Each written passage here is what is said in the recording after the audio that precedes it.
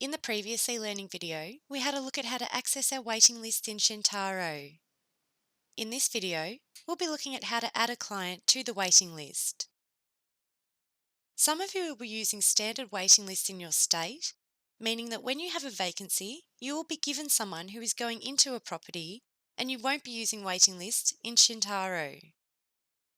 Some of you will be using your own internal waiting lists in Shintaro, and we'll have a look at this now. When someone applies for housing, we first need to enter them in as a client. In previous e-learning videos, we talked about how clients don't have to be tenants. They could be people hoping to be tenants, but when you first come into contact with them, they will be clients. I have entered in a new client last week who is waiting for housing, and his name is Paul McCartney. Let's go into the client search screen and find Paul, and we double click to open his record. Paul is not currently a tenant, and from this screen I can tell this because this button here says Create Tenancy instead of View Tenancy. But I'm not ready to create a tenancy for him because we don't have a suitable tenancy available for him. What we want to do is add him to our waiting list. So once we've created the client record, we click the button up here for Waiting List. We get the message that says, "You're about to create a waiting list entry. Do you want to do this?" And when we say yes, an empty waiting list screen opens up. This is a very simple screen, much simpler than the client or tenancy screens.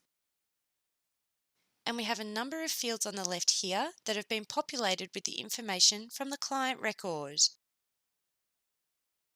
The first thing we have on the left of the screen are waiting list type 1, waiting list type 2, waiting list type 3, and waiting list type 4. These waiting list types are the ways that you might classify your waiting lists. Usually, people will have some kind of factors of importance that enable you to work out which person on your waiting list is going to be suitable for a property that becomes available. In this example, we are using waitlist type 1 as the regions where we have housing. So Paul is looking to live in South Melbourne. Waitlist type 2 we have set up as the preferred type of housing, and for Paul, we will select a unit. Waitlist type 3 we've set up as the number of bedrooms that the client is looking for, and Paul has said he's looking for a 1-bedroom unit. We haven't entered anything into waitlist type 4 because waitlist type 1, 2, and 3 are all we need in this example, but you can set these waitlist types up to be whatever suits your organisation, and these are completely customisable through system maintenance and reference tables. So these 4 fields just help your organisation work out who is most suitable for a property, and you may not use these. You may have a first in best dressed approach, and in that case, you won't need to use these fields. Paul is looking for one of our particular programs, and he's looking for an aged care program, so we can select aged care from this drop-down list. If we don't have different streams in our organisation, we leave the program field blank. Here we can enter what sort of household type Paul falls under, and he's a single male aged. The current housing type may be something you want to enter to determine his need, and he is currently in crisis accommodation. He might be living in his car, couch surfing, in a private rental he can no longer afford, and all of these drop-down lists again are customisable through system maintenance and reference tables.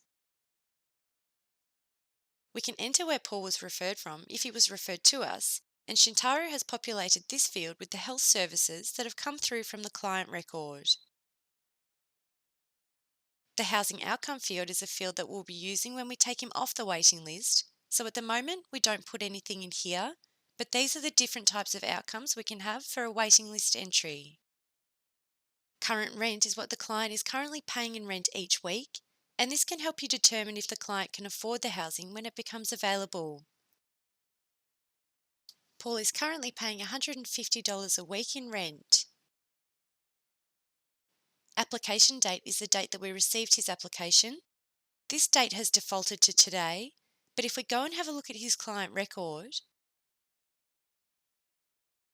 we can see the application date here was the 18th of the 8th, 2015. Now we can go back to the waiting list entry by clicking the waiting list button up here. Double click on Paul's name and change that date.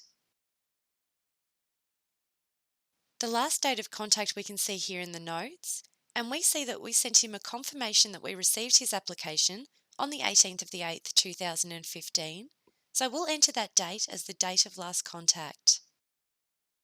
Preference 1, Preference 2, and Preference 3 gives us the ability to select what the client's preferences are for housing, and we've got preferences of bedrooms in our list. So for Paul, we'll choose 1 bedroom in Preference 1. Similarly to the waiting list types, you can update the preferences reference table to include what makes sense to your organisation.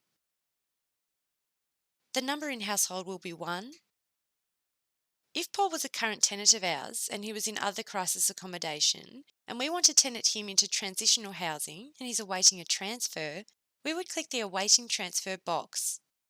Paul is not currently housed with us, so we will leave the Awaiting Transfer box unticked.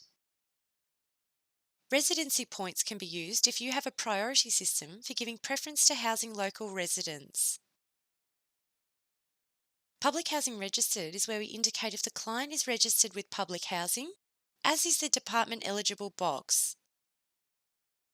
Paul is registered with public housing and his public housing waiting list number has come through from the client record. Comments is where you can add any comments from the application form or any other comments you wish to make. Client comments would show the comments from the client screen if he had any. He doesn't, so this is blank. And this is all we need to do for a waiting list entry. Now let's have a look at the other sections on this screen. To the right of the information we just added, we have the notes that have come through from the client record that we briefly looked at earlier.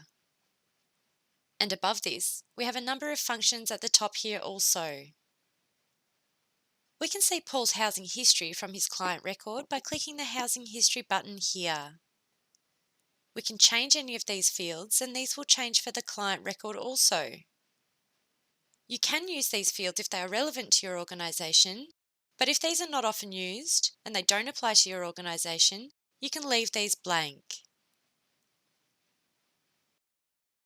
We can SMS, email or word merge Paul by clicking any of these functions. Residency links will come through if we've entered these in the client record, and we can also enter them in here. Disability modifications required is a form of tag that we can select for Paul regarding any disability modifications he requires in a property, and Paul has indicated he would prefer housing that has a shower rail installed. Client details will take us back to his client record, and Create Tenancy will begin the process of creating a tenancy for Paul. Let's click on Client Details now. And on his client record in yellow here, we can see that Paul is on the waiting list.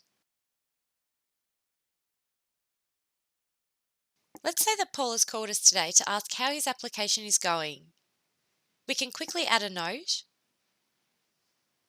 from today's date as a telephone call. The title will be Housing Inquiry, and we type the comments in here. Paul called to see if there are any vacancies. Now, when we click Add, we get this little box pop up that asks, do you want to update the last contact date on the waiting list? And we'll say yes. This allows you to keep the date of last contact up to date. So whenever you add a note for a client on the waiting list, you can keep the date of last contact updated. We keep this because some organisations who run waiting lists have a policy whereby the client must contact the organisation regularly, and if they don't, they will be removed from the waiting list. So now we have Paul on the waiting list and we're able to jump straight to the waiting list from our quick links up the top here. When we click on waiting list and we see our waiting list search screen, we can see Paul's record in this list.